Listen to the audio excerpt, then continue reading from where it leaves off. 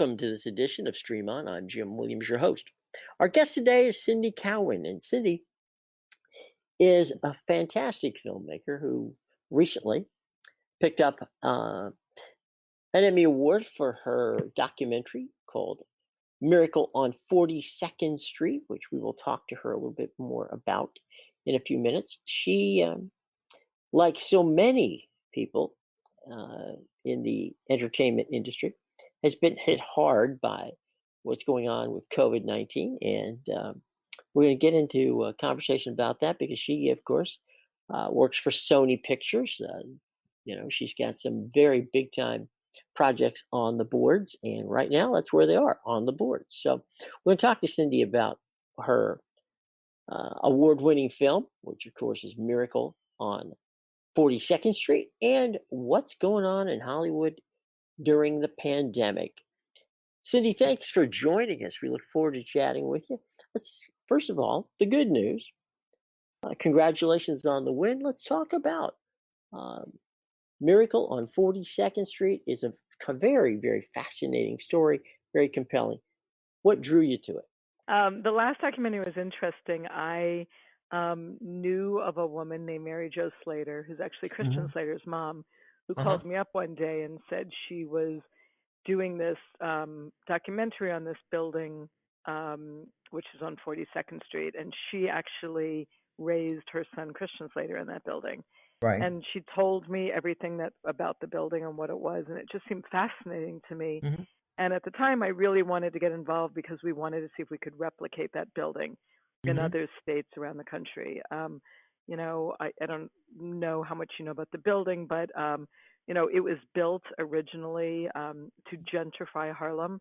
They put everything that you could in the in the kitchen sink in this building, from swimming pools to tennis courts to even sound stages and recording studios.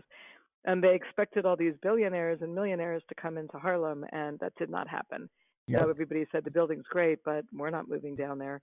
And so after a while, the building sat empty for years until one day somebody said, why don't we open this building up to musicians and actors, and we'll let them audition for their apartments.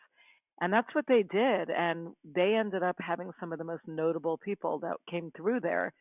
Everybody from Alicia Keys, Terrence Howard, Mickey Rourke, Sam Jackson, Christian Slater, Larry David. Larry David actually met the man who he based Kramer on in that building. So there was all these kind of different people that came through there. What was fascinating about the building is at the height of the AIDS epidemic, that building had more AIDS per square foot than any building in America. And when they went to close the building down, everybody in the building said, no, we will take care of our own. Please let us stay here. And they did.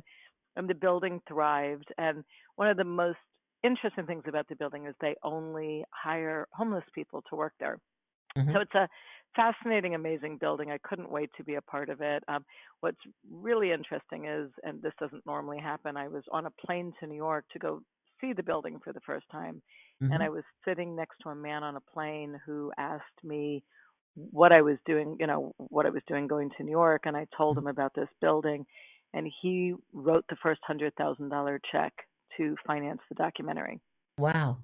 Yeah, really kind of amazing. So just weird things that happen, but it was a long process. It took us years and years to get this off the ground. And it was my birthday this past week. So it was an amazing start to a birthday. I woke up Monday. My birthday was Thursday from an email from the Academy saying, congratulations, you've won. So I never expected it would win an Emmy, but there we go. Well, that's good. Yeah, it was amazing. Congratulations to you. Thank you. Thank you.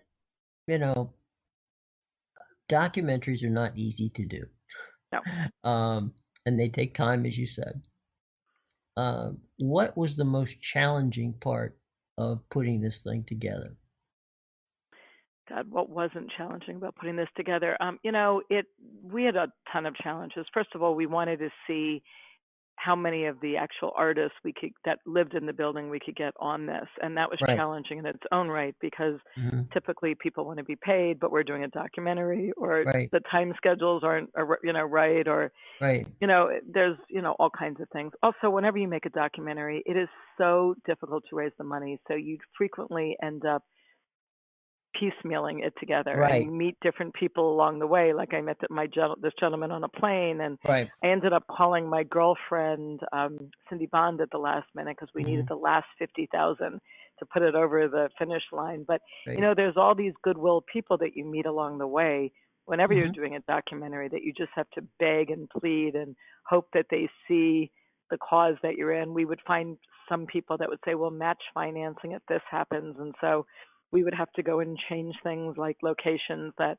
it all should have been shot in New York, but we might have Right. found ourselves at one point shooting in New Mexico because, if we did, they would match financing to somebody else. So, Right. the hardest thing about documentaries, it's like doing a term paper, I always say, or your graduating thesis. Mm-hmm. You just never, you start it, you pray for the best, you never know how it's going to come out, but it goes in with the best of intentions, and I'm amazed when the people can get them done quickly. Like I said, this one took us well over, God, I wanted to say 5 years, and I'll probably say it was more 8.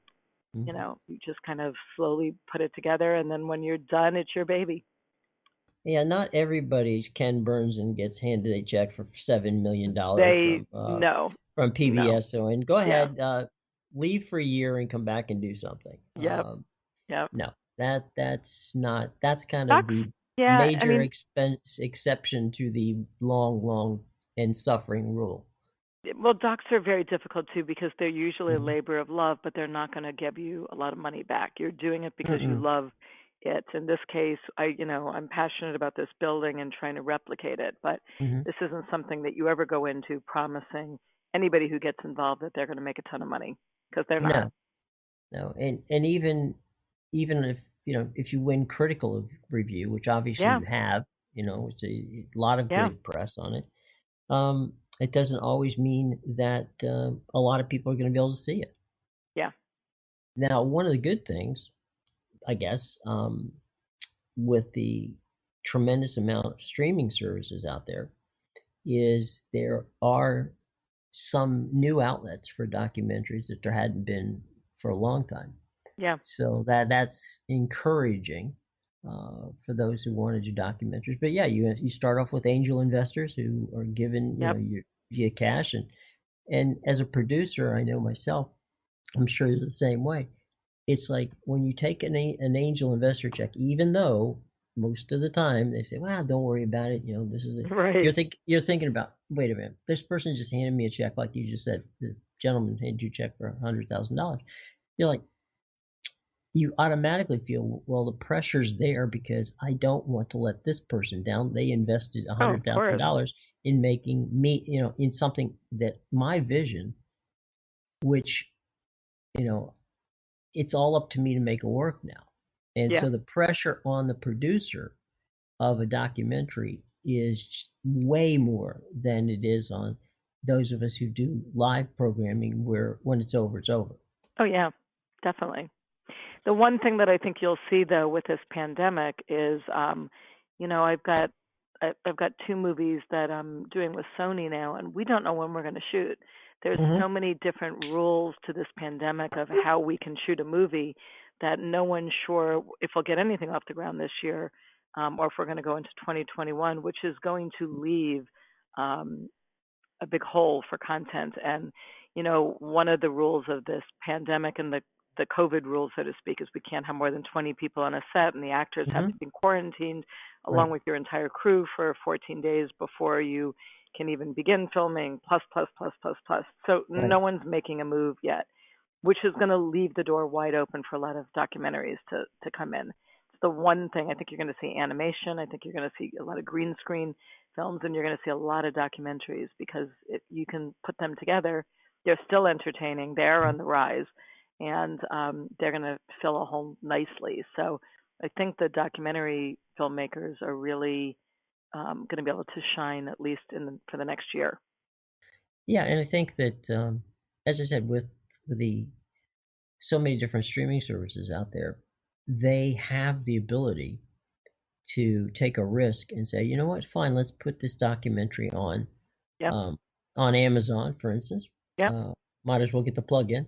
Yep. Put it on Amazon because they don't play. They're not. Yeah, they put out billions of dollars a year to fund projects, but they also understand that a niche audience is fine with them.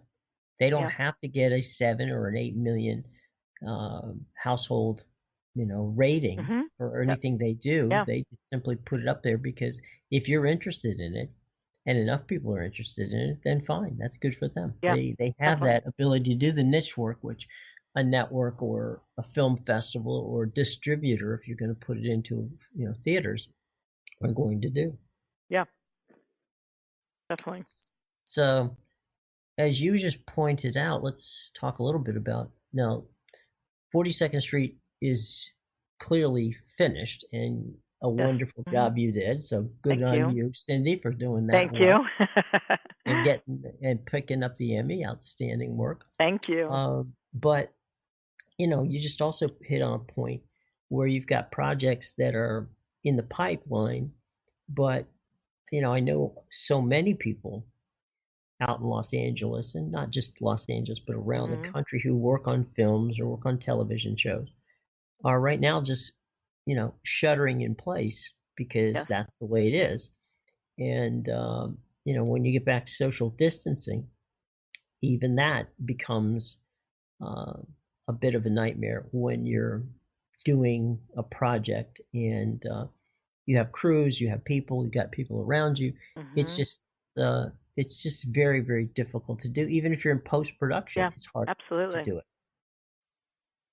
So yeah, people are sitting around out there in California and New York and around the country hoping to do stuff, but waiting for the opportunity to do it in, as we talked a little bit prior to the conversation of whatever the hell the new normal is going to be. Yeah. Yeah. And none of us know. So every day it's changing. Every day the new rules are Mhm. coming out. And, I don't know when we'll shoot. Plus, the majority of films, sadly, because it became cost prohibitive to shoot in the United States and a lot of the bigger films go Mhm. overseas and the borders are closed. Nobody knows when they're going to open and Right. nobody knows when they're going to shut again. So it also makes it a little bit, first of all, we can't leave if we wanted to. Second of all, it's very difficult to convince some people why they should get on a plane, especially in the middle of a pandemic when you don't know what the hospitals might be like in the Right. place you're going and you don't know if you'll be able to come back or where you'll be quarantined. So Right. there's a lot of uncertainty right now. And, it's hard enough to make a movie, and now we've got this on top of it, which is just really making it just very uncertain. I have no idea what the new normal in the entertainment business will be. Yeah, it's fascinating. I saw the other day where um, they were talking about doing a, a couple of episodes of Blacklist with animation. Well, that's what I said. I think animation is going to really soar. If you're an animator right now, I mean, Mm-hmm. I can't think of something that's the easiest and the best that you can do. An animator can sit there, and work silently and Mm-hmm. pass it virally to the people that he's working with, and it's all great. So that's one of the safer things that you can do. So I they're think you'll see they'll do a lot more of these reality shows too. Where I think I had The Voice on TV last night in the background, and it was mhm. interesting. I looked up to see that how they were shooting it, where they were all Yeah, they in were different rooms and different right. places, and the singers were by themselves. And fascinating. I mean, that is the new normal, I guess. Yeah, I mean I, it's when you're doing shows out of your own home. yep. Um, and the joke, I mean, originally started when it was like, oh well, we're going to do it at our house. Now, after it's been done for a month, it's like, well, you know what? I'm getting comfortable here at my house, so doing what normally you would do in a studio. Yeah, and I'm Um, wondering how many people will go back to exactly the old way. Like I was in my office, which I loved for 18 years. I mhm. closed it going into this month because I just thought I've now paid 3 months of rent, for an office I'm not using. And even if we come out, which we clearly are, I don't think for 1 second we're not going to go back at some point for one, at least another version of this. So, another round. Yeah. so and all of a sudden you move it to your house, and, for me, it was like, God, why didn't I do this before? I always had every reason why I didn't do it. And now that I have done it, it's kind of like, God, I should have done this a long time ago. Um, and I know a lot of my friends are going that direction too, with what, like you said, I think we're all, one of the things the pandemic for me has made me realize is all the things I don't need. Yeah. And how happy you can be without having them. So if there's something good to come out of this, it's that maybe it's giving us all a reset in a positive way. It's kind of like we are able to flourish under house arrest. Absolutely. Absolutely. It's I think the other thing though, which is kind of fun, Cindy, is that in this little new pandemic world, we're starting to begin to understand that content doesn't have to be overproduced. Definitely. It can be really done at a reasonable cost and still be entertaining. Absolutely. And Well, I think and that's again, where we're seeing. Yeah. to your point, when you look at the late night talk show guys, at first it was odd. It was like, wait, I don't like this. And then you start watching it and you're kind of used to it and you're like, wait, this is kind of okay. I mean, like the kids have been going that way for a while now, where, even the influencers, they didn't want the glossy photos anymore. They didn't want the overproduced videos. What's real is better. I don't know if you watched that concert that they did. I think it was, Yeah. I don't know about you, but the performers that were really doing it in their house with an iPhone came Right. off so much better to me than the couple of them, and there weren't many, but there was a couple of them, and I won't call them out here, where you could tell they had hair, they had makeup, they had cameras, they had lighting, and it was like, it wasn't as good. To me, it wasn't. It kind of was like, oh, roll your eyes, like, move on, Yeah, it just wasn't as good. Well, it's funny. I spent a lot of time doing some talent searching for some of my clients on YouTube. And I got to say that some of these creators on YouTube are very, very talented using, a Canon 220 camera. For those of you who don't know what that is, that's simply, you can buy those at any Target store for less than $150, and it shoots video and it shoots pictures, and that and a ring light, and they're producers, and they've done well.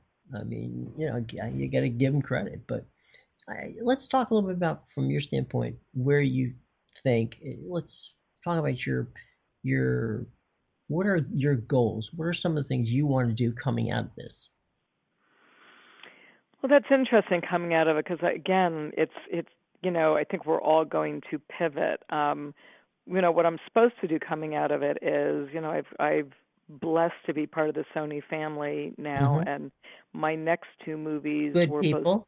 Yeah, very good people. And my next two movies were both Screen Gems and TriStar. And to tell you what those were, we are supposed to be doing, and again, supposed to be. I'm supposed to have one of the first movies coming out of Sony in this, post-world, post-pandemic world. And that one is based, it's a fascinating story that I found on the first exorcism ever performed live on TV. Wow. And it was based on this family that nobody had ever heard of haunting, nobody had ever heard of ghosts, nobody had ever had an exorcism. The only ghost thing on TV was Casper, and the Exorcist movie hadn't come out yet. Right. And this screenplay was based on 3 books and a documentary of what happened to this family that moved into this home that found out they were not haunted by one ghost, they were haunted by a family of ghosts. And unlike most haunted house movies where the ghosts want to scare you out, this particular house wanted to keep them in. And it's very fascinating, something that a screenplay that I'm really proud of. and we were supposed to start shooting actually this month in Cape Town. Clearly, that's not happening. We're now combing the globe to see, if it's not Cape Town, is there a safer place? What's safe nowadays? We're looking at London, we're looking at, but who knows? Again, I wish we could shoot in America, and it's just not as cost effective to shoot here. I leave that project and I go right to the exact opposite project, which is a project based on the group NSYNC. It's a really fun project. Again, true. I love true stories. This is a story of two girls that in real life went to college, were miserable their freshman year. They were, it's really fascinating. They were just miserable. NSYNC, their favorite group, was going on tour. Neither of them wanted to be in school anymore. They called their parents. They said, we don't think we're going to stay. The parents were like, you better not drop out. The one girl decided that she was going to come up with this plan so that they could follow NSYNC. And the plan was they would go on The Price is Right. And they would keep going in The Price is Right over and over and over until they won the RV, in which case they'd have a roof over their head and wheels, and they could go live out their fantasies. Do you know that these two girls went on The Price is Right, and on the first try, they got the RV? It's insane. Wow. It's the highest price payout in history of Price is Right, which is a $69,000 RV. And they went, and they went on the summer, so it's kind of Almost Famous meets Girls Trip. Well, I was going to say, yeah. A lot of karma in that one too. It's a lot of karma. It's really great, and we're aging the girls up because NSYNC was actually supposed to get back together this year. I think at Coachella, Justin was bringing the rest of the guys up. They launched a clothing line, etc. So it's kind of going into the boy band era, and the people that loved them back then. But it's a really fascinating, great story. But again, when do I get to make that movie? I mean, we're changing it to 4 girls, but I've got 4 girls in an RV. Okay, right away I can't social distance, and I'm driving across the country, and who knows when we'll be able to do that. So that's what was supposed to be next, and that's those 2 movies I'm incredibly excited about. We now are pivoting, so now I'm starting to look for movies that are that I can shoot, like as we said, in this COVID era, where I might have 1 location or 2 max, where I can limit it to 2 actors at most on a set. Just different things. I just got asked to do a podcast. I'm debating about it. Somebody came and said, you have a lot of knowledge on this and this. So I'm thinking about that.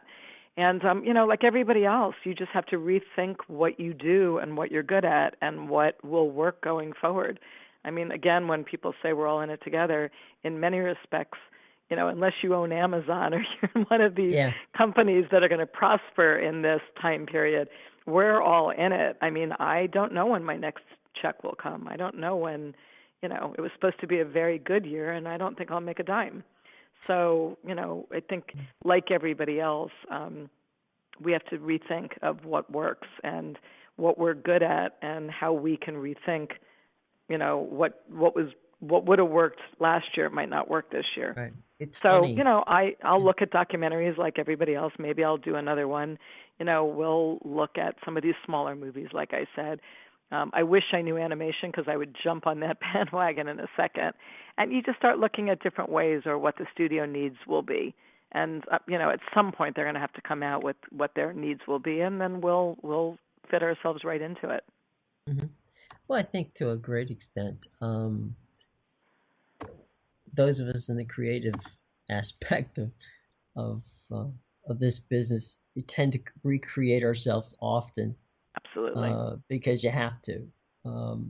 Because one event or one project will go, and one contract will be up, and you'll move on to the next one.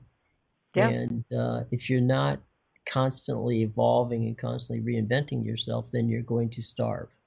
Yes. And I have no intentions of doing that, and I know you don't either. Right. We've become accustomed to a certain lifestyle.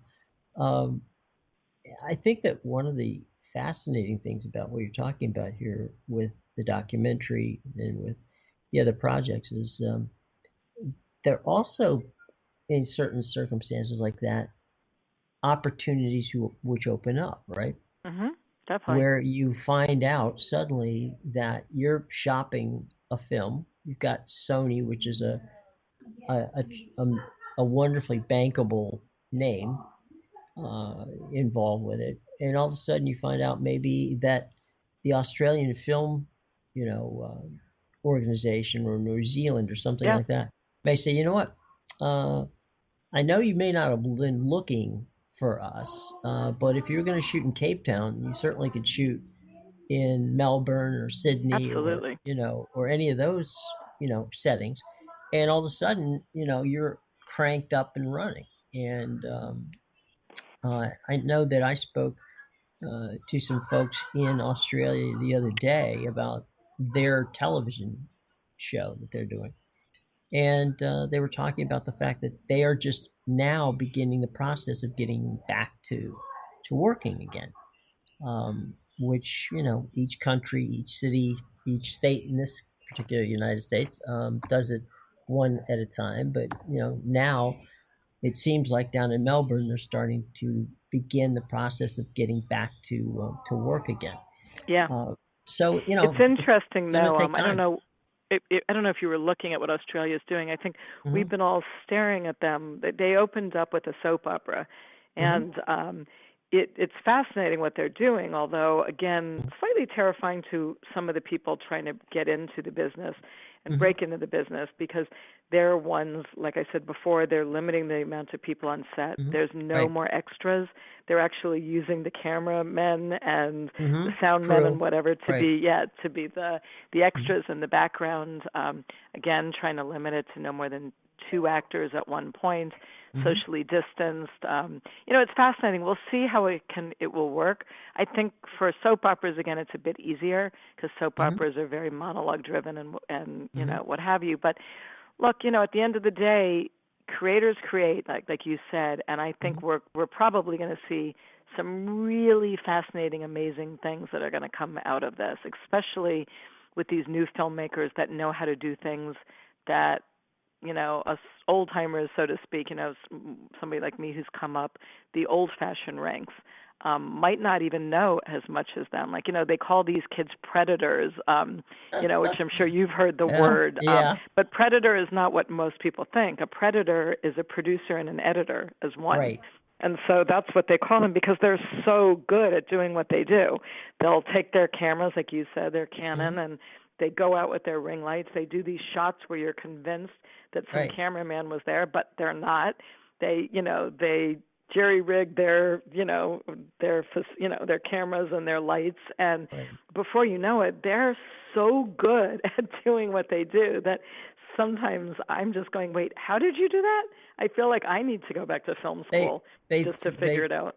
yeah, they buy $150 drone, and suddenly they're taking shots like they've got a steady cam on a helicopter, which is used to what we used to use back in the old days to get the up the above the tree shots, Yeah, and now every one of these guys have got these little drones that they use, and you know uh, are able to integrate it all in. So yeah, it's fascinating. the same, to your point on that, that same situation has now become part of the news business, and Yeah, where you're expected to literally set up your own camera, do your own report in front of said camera, and then take all that back and edit it, and then have it ready for isn't that the crazy? newscast. It's amazing. So, and when I started out as a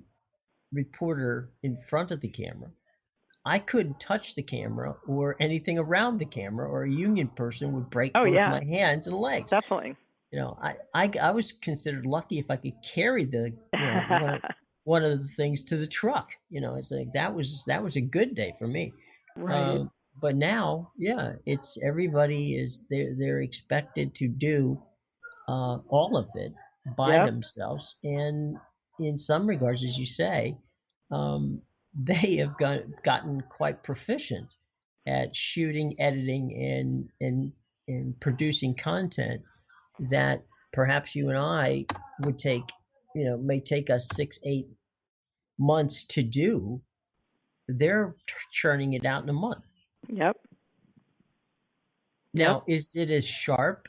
Not necessarily, but right now, I don't know about you, but there's so many people out there who now consume the majority of their content off their phone, off their tablet, maybe it's off their game console, that the quality of the pictures and the quality of you know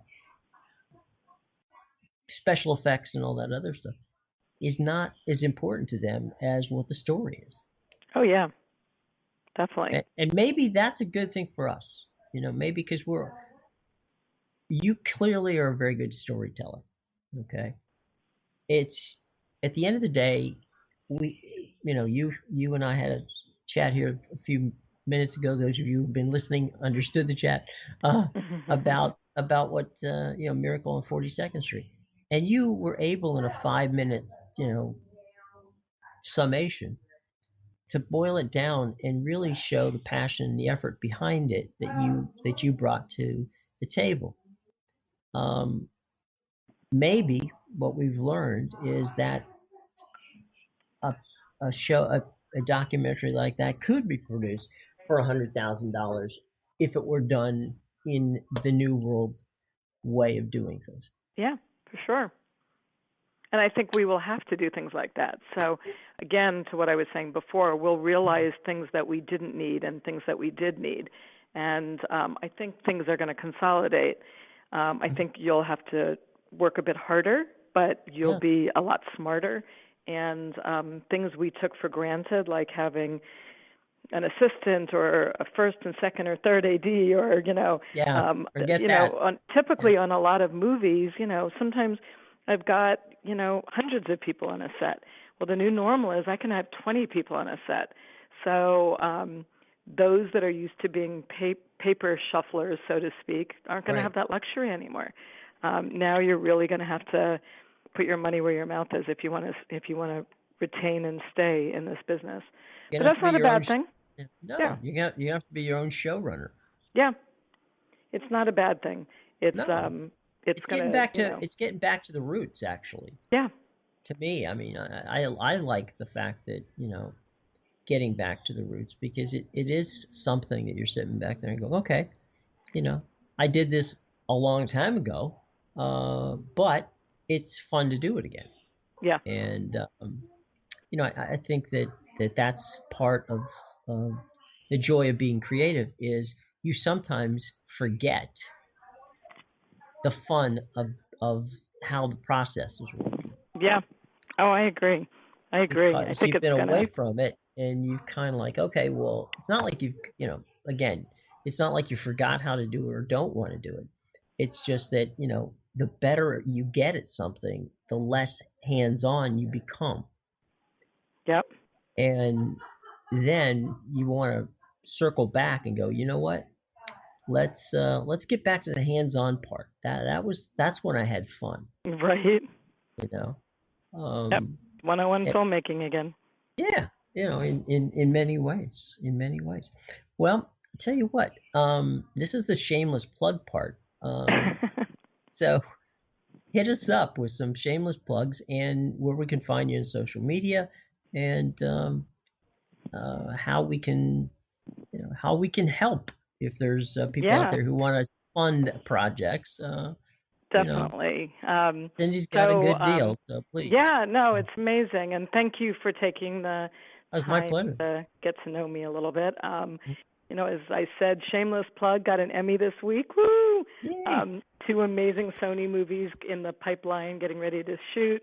We've got an independent movie getting ready to go to India, and a smaller movie that I'm putting together right now, one with Viola Davis, and an indie that just got bought to me by a really amazing television director.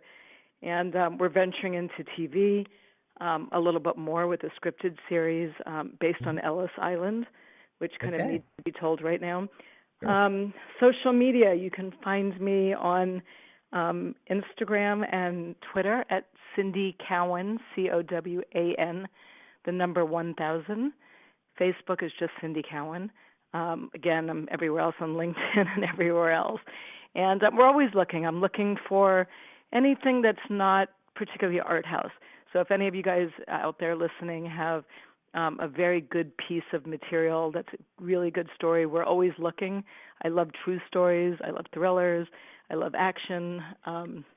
Anything, and like I said, we're getting into TV as well. And anybody out there that's into funding, we can always use you. Every filmmaker who says they don't need any money, I need to meet those people because we're always looking. So easily found, and anything can be sent via my office, which is executive@cowanent.com. And if anybody wants to go to my website, it's www.cowan, COWEAN, ent.com. That's cowanent.com. Well, what we'll do is we'll put all of that in the show box so that they won't have any trouble finding it. Yeah, there's a lot of them. Yeah, well, that's you gotta stay connected. Yeah, so we'll put it all out there, and we'll go with it and make certain that everybody has a chance to find you. Special thanks to Cindy Cowan for joining us today. And all the information on what Cindy's up to is in our show box below. Be sure to check it out. And we, again, thank her for joining us today. We'll be back with more of Stream On right after this from Ford, the makers of the brand new, reinvented Bronco.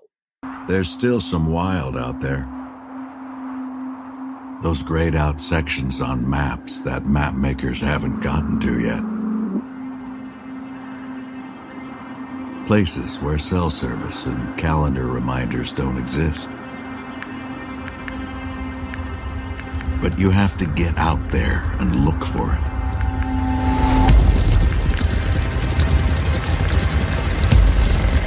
And to look for it, you need something that's just as wild as the wild.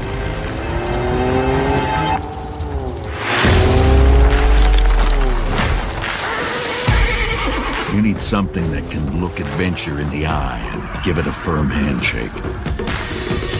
Something built with the toughness of an F-Series and the spirit of a Mustang. Something that's not happy until it takes you through whatever creek or snow or mud or mountain trail or dune or logging road or landmark with death in its name. You need a Bronco. Built as wild as what you're looking for.